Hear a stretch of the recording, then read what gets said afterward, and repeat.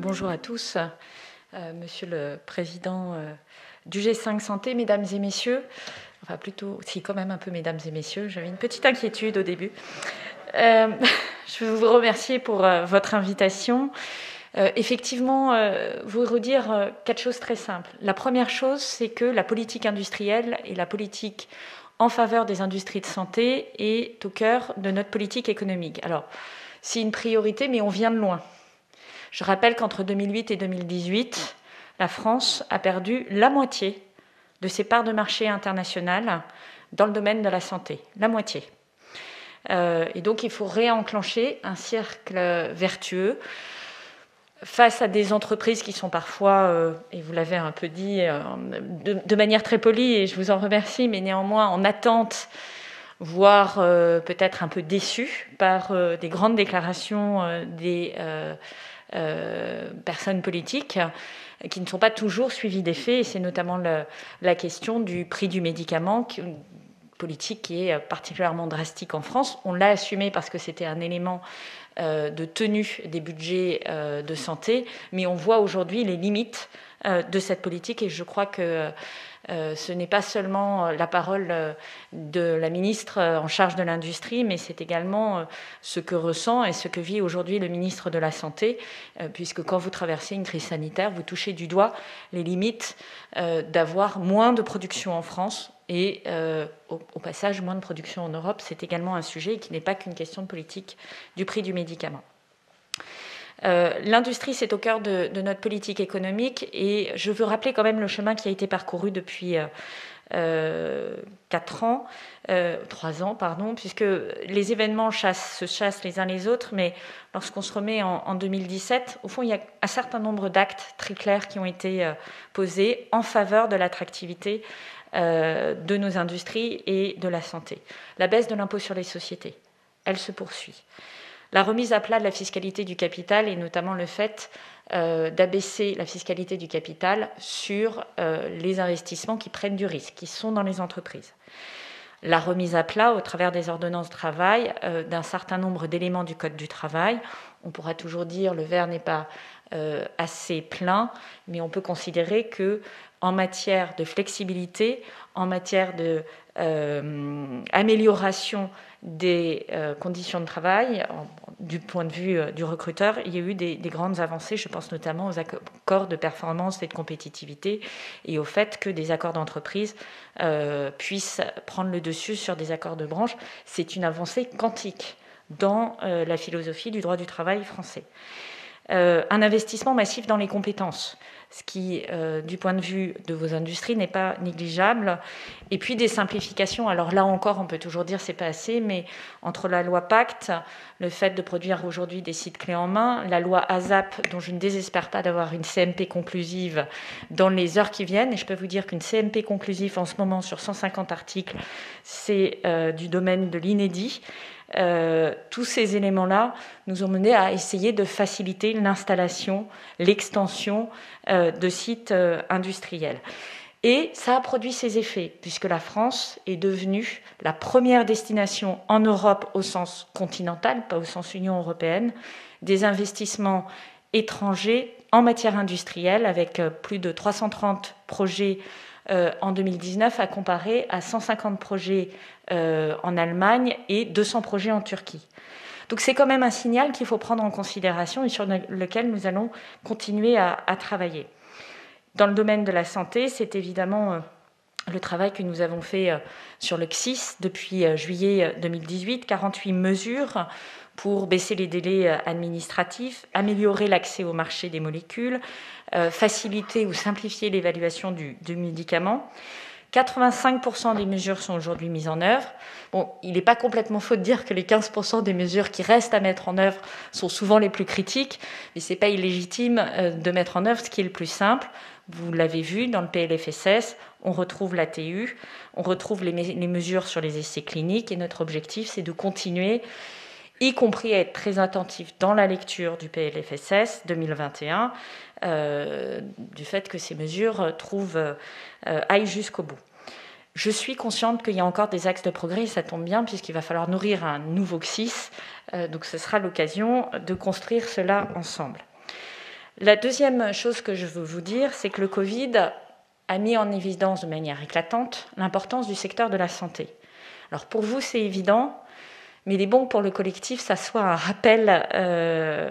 Et je veux d'abord saluer votre mobilisation, parce que je le sais, et certaines personnes dans cette pièce, je les ai eu beaucoup au téléphone pendant cette période.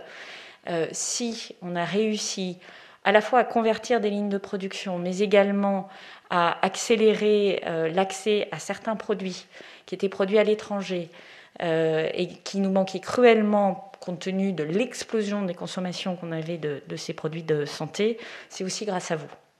Et je crois, on parle de la première ligne, je crois pouvoir dire que vous avez été en première ligne et que ça continue puisque nous allons devoir continuer à soutenir cet effort de lutte contre la Covid.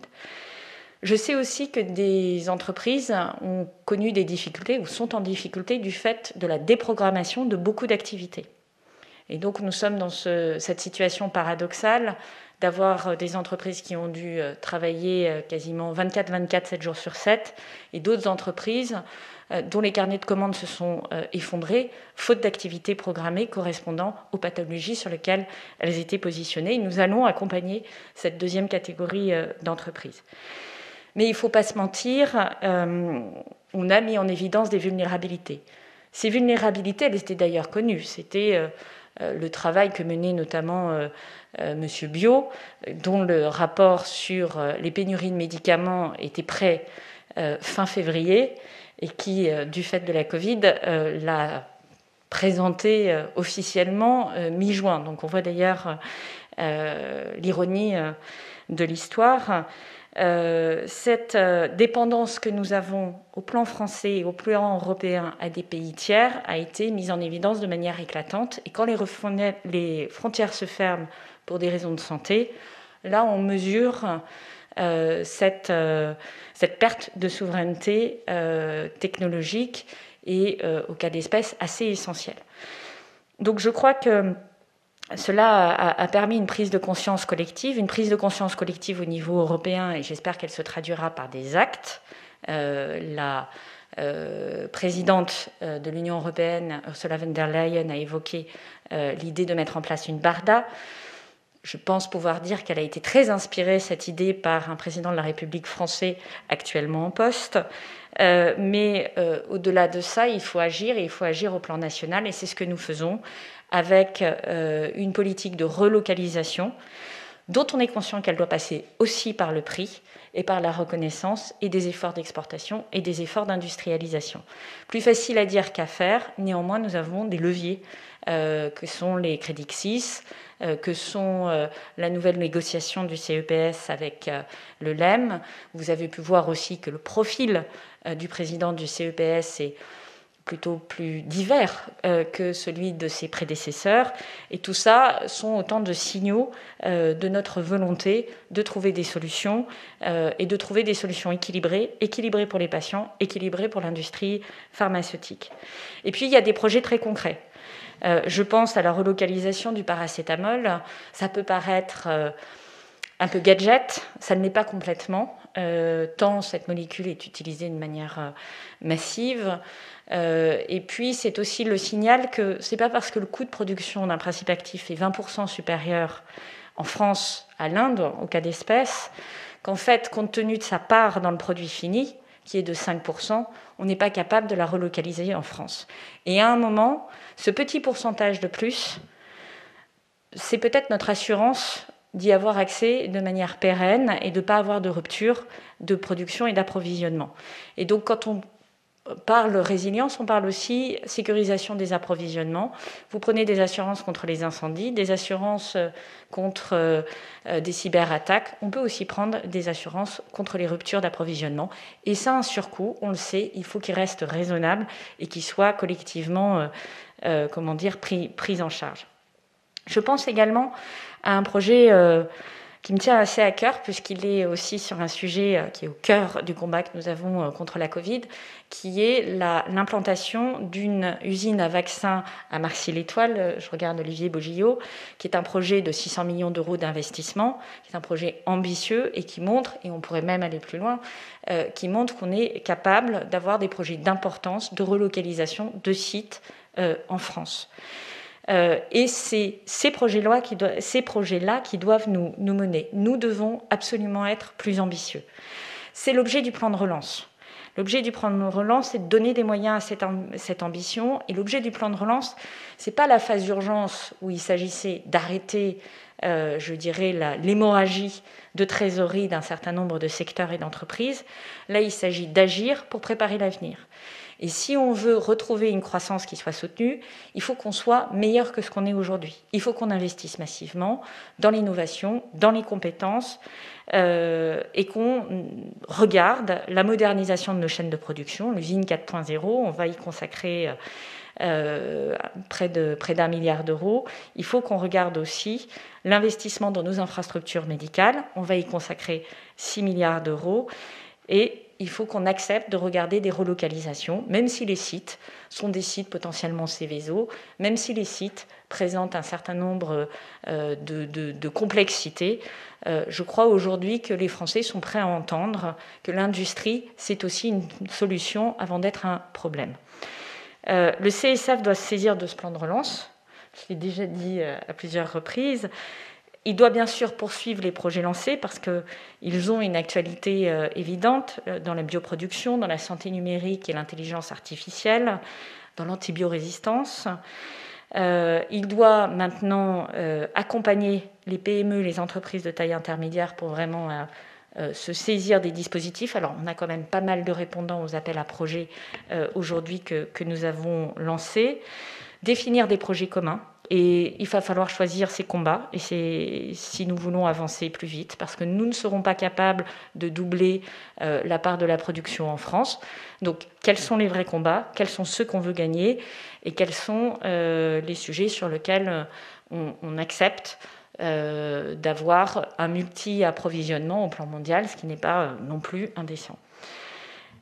Je vais aussi souligner l'importance des contreparties, qui est un terme qui donne quelques frissons à certains chefs d'entreprise. On est dans un moment où la solidarité économique va être essentielle pour supporter socialement le pays. La solidarité économique, c'est quand une entreprise va bien, il faut qu'elle soit la locomotive des autres. Il faut qu'elle réfléchisse à faire attention dans ses achats. Il faut qu'elle réfléchisse ses achats et peut-être plutôt privilégier des Français, même si ce n'est pas très européen de le dire, et plutôt les Européens avant d'aller acheter très loin. Parce que le petit euro de différence, c'est celui qui peut permettre à une entreprise de rester sur le territoire. Et lorsque vous êtes dans un grand toboggan de perte de richesse, de risque de chômage, c'est l'ensemble du pays qui tousse. Et à un moment, ça touche votre industrie, même si vous avez les bonnes parts de marché et un carnet de commandes rempli. Donc cette solidarité, elle est nécessaire dans les délais de paiement, dans la façon de monter de niveau vos sous-traitants. Et c'est une grande attente que nous allons avoir. C'est aussi une solidarité qui est nécessaire dans l'investissement dans les compétences et dans la façon de recruter des gens qui peuvent paraître éloignés de l'emploi. Je pense aux jeunes, je pense aux personnes qui vont être en reconversion, parce qu'on peut faire l'hypothèse qu'il va y avoir beaucoup de gens en reconversion dans les mois qui viennent. À un moment où on dit qu'au fond, on a du mal à recruter des compétences industrielles, investissons massivement sur les reconversions. On s'aperçoit souvent qu'on a de très bonnes surprises dès lors qu'il y a de la motivation de la part des gens qui sont prêts à faire ce chemin. Donc les contreparties, elles peuvent être sociales, elles peuvent être aussi environnementales. Là, c'est plutôt, je dirais, le fait de collectivement avoir une bonne conscience de nos émissions carbone, de savoir quels sont les postes les plus faciles à couper et de faire les bons investissements. Nous allons massivement accompagner la décarbonation des entreprises. Là encore, il faut partir des faits et des chiffres et ne pas avoir des recettes toutes faites. Dans certains secteurs, ça va être la chaleur décarbonée qui est le combat de base. C'est pas forcément la peine de changer les 3 véhicules en voiture électrique. Enfin, vous pouvez le faire et ça soutiendra l'industrie aussi, mais il faut se positionner sur les bons combats. Et là aussi, collectivement, chacun apporte sa pierre au bien collectif. Et puis, nous devons aussi, nous, États, et je le dis un peu solennellement parce que depuis 2 ans que je suis dans cette nouvelle mission, je mesure qu'il est parfois difficile de tenir ses promesses. Or, c'est quelque chose auquel je suis assez attachée. Il faut qu'on soit cohérent dans notre politique, et en particulier notre politique du prix des médicaments. Donc effectivement, la modération de l'effort économique sur le médicament, elle est positionnée à 300 millions d'euros. Pour nous, c'est un effort. Et c'est le chiffre qui est aujourd'hui dans le projet de loi de finances de sécurité sociale pour 2021. Et c'est un arbitrage qui a été pris, comme il est convenu de dire, au plus haut niveau de l'État. Tenir compte de la sécurité des approvisionnements. C'est cette façon de dire, à un moment, il faut accepter de payer 1%, 2%, peut-être un peu plus, pour sécuriser les approvisionnements. Conclure l'accord CEPS-LEM en conséquence, c'est-à-dire en tenant compte de ces éléments. Et puis, en parallèle, nous souhaitons que l'Europe soit à la pointe de ce combat pour la santé, parce que nous n'allons pas tout seuls relocaliser des productions en France. D'ailleurs, ce ne serait pas notre intérêt. Ce n'est pas non plus la tendance des autres pays qui sont tous très sensibilisés désormais au sujet. Moi, j'ai eu beaucoup de contacts avec mes homologues autrichiens, italiens, espagnols, néerlandais, allemands, etc., qui quand même, là aussi, mesurent que un site qui part, c'est quand même irréversible. Un site qu'on maintient, qu'on renforce, qu'on fait innover, qu'on modernise, dont on accepte qu'il ait des moments de restructuration, c'est probablement une solution plus durable et plus utile aux habitants d'un pays. Vous l'avez compris, vous êtes regardé comme un secteur prioritaire. Il nous appartient maintenant d'incarner cette ambition par une feuille de route qui soit très concrète. Sur le CSIS, puisqu'un CSIS nouveau doit être mis en place, sur les relocalisations et les solidarités au sein de la filière et entre filières, sur l'innovation, puisque le projet d'investissement d'avenir réinvestit 20 milliards d'euros dans les prochaines années, dont 7 milliards d'euros en 2020, 2021, 2022. Donc c'est une somme considérable et évidemment la santé a toute sa place dans ce dispositif. Et au travers de notre contrat stratégique de filière, probablement avec une gouvernance qui pourrait être légèrement élargie, car la santé, c'est un continuum, et incorporer les utilisateurs finaux, que sont par exemple les EHPAD ou les hôpitaux d'aigus, c'est pas complètement absurde non plus. Je vous remercie.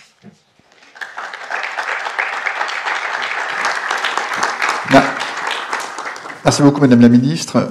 Je crois que vous avez accepté de prendre 2 ou 3 questions de la salle. Je sais que vous avez un agenda chargé. Donc, je me tourne vers la salle pour savoir s'il y a d'éventuelles questions. Donc, David Le, directeur général d'Ipsen, pour la première question.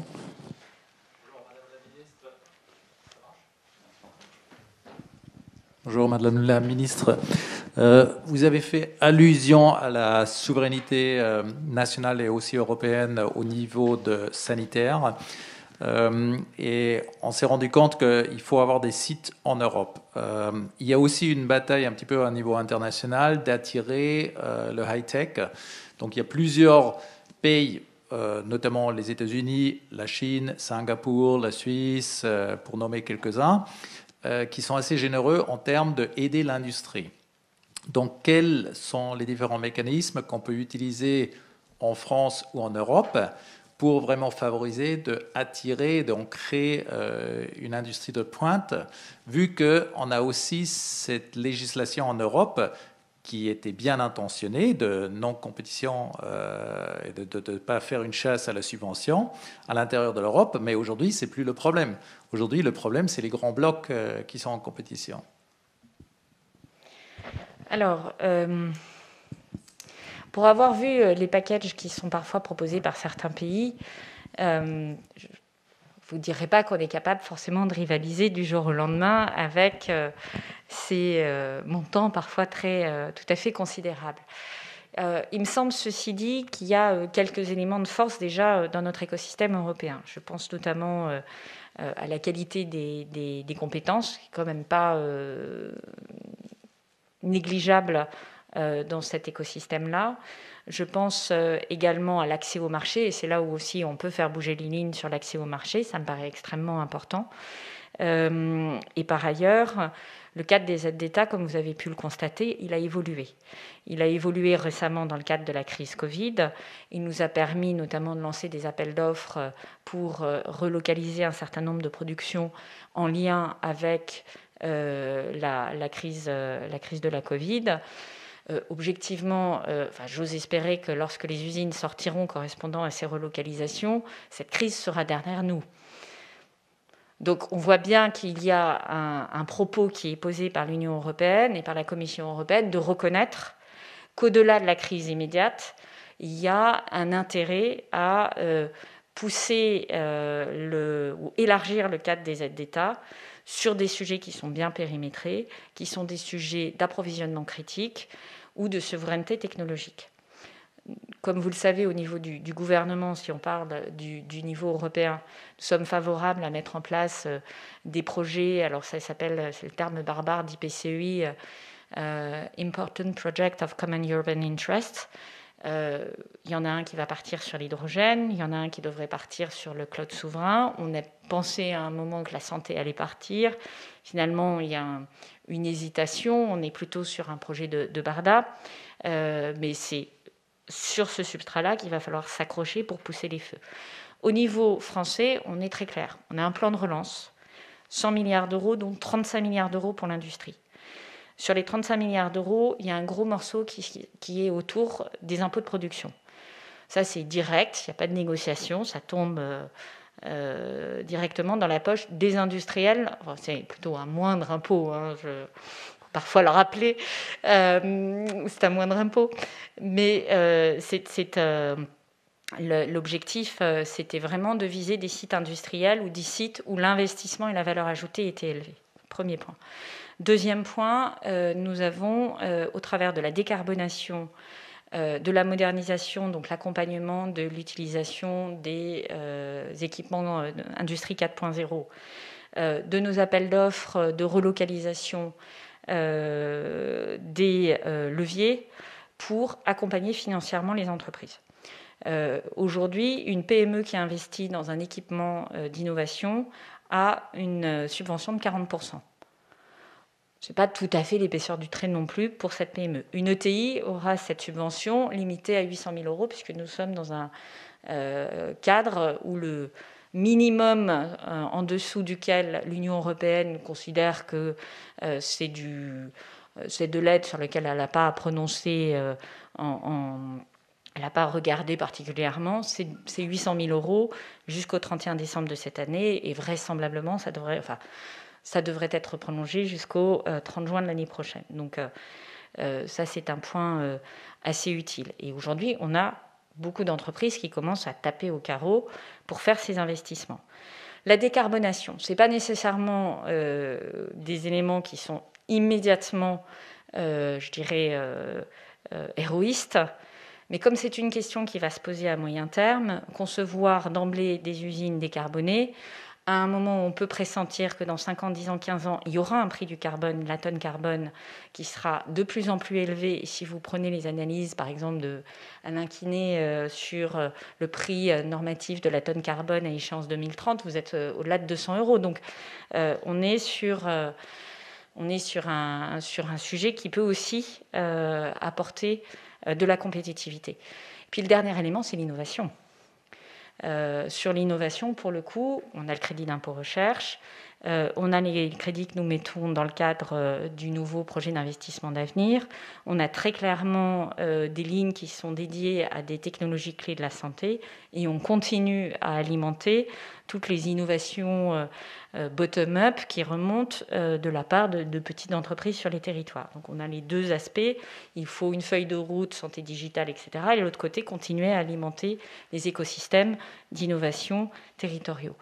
Donc ce sont ces 4 leviers-là dont il faut se saisir aujourd'hui. Merci beaucoup, Madame la Ministre. Je ne sais pas si ça fonctionne. Oui. Merci beaucoup pour cette réponse très complète. Il y a une deuxième question donc, de la part de Jean-Frédéric Chibret, président de TA. Bonjour Madame le Ministre. Vous l'avez dit, les industries de santé sont stratégiques pour notre pays. Des mesures sont mises en place, hein, vous en avez parlé, le plan de relance, la baisse des impôts de production, les simplifications administratives. C'est très positif et on vous en remercie. Mais le CEPS reste l'élément majeur et la clé de voûte, on dirait, de la compétitivité future des industries de santé en France. Si on veut une industrie de santé forte en France, la politique industrielle doit redevenir un enjeu et un objectif majeur du CEPS. Donc la question c'est, est-ce que vous êtes confiante sur le fait que les mesures dont vous avez parlé, liées aux enjeux industriels, seront bien prises en compte? Alors, à ce stade, il est convenu qu'il y a un volet industriel dans l'accord cadre entre le LEM et le CEPS. Ça, c'est clair. Quelles sont les formes que pourrait prendre ce volet? Est-ce que c'est un article pour soutenir les exportations avec le maintien du prix facial? Est-ce que c'est un volet pour faciliter l'investissement avec maintien du prix facial et des crédits CSIS assortis qui seraient peut-être élargis? Est-ce qu'il y a une façon dont on peut je dirais, formellement prendre en compte la garantie de sécurité d'approvisionnement ou la prise en compte de la hausse du prix des matières premières? C'est autant d'éléments sur lesquels nous sommes. Les arbitrages ne sont pas rendus, mais je pense pouvoir compter sur vous pour nous aider à effectivement obtenir une vision, moi ce que j'appelle une vision 360 du sujet, c'est-à-dire que sur ces sujets-là, il ne faut pas raisonner en partie simple, comme souvent le budget de l'État raisonne, c'est-à-dire vous avez une seule colonne qui est celle des dépenses. Il faut raisonner en partie double, c'est combien je dépense pour combien je gagne. Et dans un pays où le niveau d'imposition et de charges sociales est aussi élevé, l'avantage, c'est que vous avez un retour quasiment de 50% à chaque fois que vous mettez de l'activité sur le territoire, quand vous êtes l'État. C'est pas vrai pour tout le monde. Donc, c'est un vrai raisonnement à mener jusqu'à son terme, en termes d'emploi direct, d'emploi induit et de façon d'accompagner l'industrialisation. Après, il faut être compétitif. C'est-à-dire qu'il serait faux de vouloir accompagner des relocalisations de production sur lesquelles on ne serait pas durablement compétitif, parce qu'à un moment, ça finit par se voir et donc ça se paye. Et donc, pour être compétitif, il faut être meilleur que les autres, et donc il faut utiliser les leviers où on est meilleur que les autres. Et donc, il faut choisir ses combats. C'est un peu la façon dont on veut essayer de poser le sujet, c'est-à-dire de regarder quelles sont nos zones d'amélioration. On baisse les impôts de production, on simplifie les réglementations. Quelles sont nos zones où on est compétitif? On a plutôt une qualité de recherche qui est encore réelle. On a des compétences. On a un positionnement logistique qui n'est pas désagréable au sein de la région Europe. Et puis, quels sont les coups de pouce? Mais ça doit être, je dirais, de deuxième intention, qui permettent justement de faire le passage à l'acte. Après, l'expérience que j'ai aussi des délocalisations, c'est qu'il y a beaucoup de coûts cachés dans les délocalisations et qu'on est peut-être en train d'en prendre la mesure sur les problèmes de logistique, les problèmes de compréhension, le fait que quand on développe un cycle long, quand on développe un nouveau produit, la distance ne facilite pas la rapidité du prototypage et le fait d'arriver assez vite au résultat attendu. Donc ça aussi, il faut savoir le prendre en compte. Et la Chine est clairement plus un pays low cost. Je discutais avec un patron d'entreprise de taille intermédiaire qui a un site là-bas. L'augmentation des salaires cette année de ces troupes, c'est 16%. Donc voilà, ça rebat aussi les cartes de ce côté-là.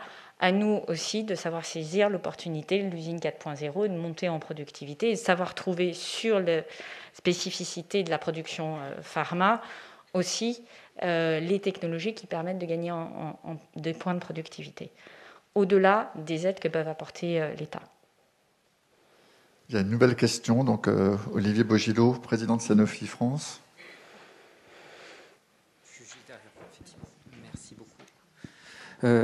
D'abord, vous remercier aussi, parce que dans cette période de crise, on s'est beaucoup parlé, effectivement, donc on vous a beaucoup appelé, mais du coup, vous avez beaucoup répondu aussi. Et avec vos services, on a eu quand même énormément d'interactions. Et Dans des moments où ça a été difficile, vous avez répondu présent, donc je voulais vous remercier à titre personnel et au nom du collectif G5. Un point sur le BARDA. C'est une très bonne idée, mais quand on le compare au BARDA américain, il est doté de ressources, il est doté de compétences, il a une agilité extrêmement forte, ce qui n'est pas totalement les qualificatifs que je donnerais de l'Union européenne en général. Je pense qu'il y a une partie de leadership que doivent avoir les États. D'ailleurs, vous l'avez démontré pendant la crise. Les États ont pris du leadership pour pouvoir faire avancer les sujets. Quel va être le leadership de la France pour faire que cette idée se concrétise rapidement avec les moyens nécessaires? C'est une excellente question. C'est peut-être l'expérience de la négociation d'un contrat sur les vaccins que nous avons partagé. Non, mais je pense que c'est exactement ça. C'est-à-dire que si la BARDA, c'est pour devoir, à chaque fois qu'on fait une action, se mettre d'accord à 27, ça ne va pas marcher. Ça ne va pas marcher. Donc l'enjeu et l'ambition qu'on porte, c'est effectivement de se rapprocher du modèle qui fonctionne aux États-Unis. Et pour l'avoir vu sur des petits sujets, puisque je conduis l'équipe de négociation pour la France, nous sommes donc 3. La BARDA, ils sont 40. On ne s'est pas si mal débrouillé quand même à 3. Mais c'est vrai qu'il y a un côté un peu d'écart de moyens et qui est presque déraisonnable. Et là, il faut effectivement mettre des compétences, mettre de l'argent, mais je pense aussi choisir ses combats. Ça fait partie de la feuille de route. Si on veut trop élargir ces combats, moi j'ai beaucoup discuté avec mes homologues aussi européens qui voulaient absolument qu'on soutienne avec des IPCEI des usines à masques. J'ai quand même, les usines à masques, c'est pas le truc à plus grosse valeur ajoutée qu'on puisse trouver, quoi. C'est un peu dommage. Puis quand on sera sorti de la crise, on va être en surcapacité et on va faire rebelote. Donc je peux comprendre qu'on soutienne, par exemple, la production de Melbourne parce que c'est un truc qui nous manque vraiment et qui conditionne cette capacité à produire. Mais pour le reste, il faut que ça rencontre son marché. Sinon, ça ne fonctionnera pas. En revanche, mettre le paquet sur quelques sujets au niveau pharma, quelques sujets au niveau des startups aussi et de notre écosystème startup pour éviter d'être la nurserie des bonnes startups qu'on voit ensuite partir, voire éventuellement dont les dirigeants obtiennent un prix Nobel, c'est très valorisant, mais c'est un peu frustrant. Voilà, c'est là aussi où il faut qu'on agisse et ça passera pas nécessairement aussi que par la BARDA. Et je suis d'accord, il faut un leadership et je crains qu'il ne soit qu'il doit être porté par la France. Merci beaucoup.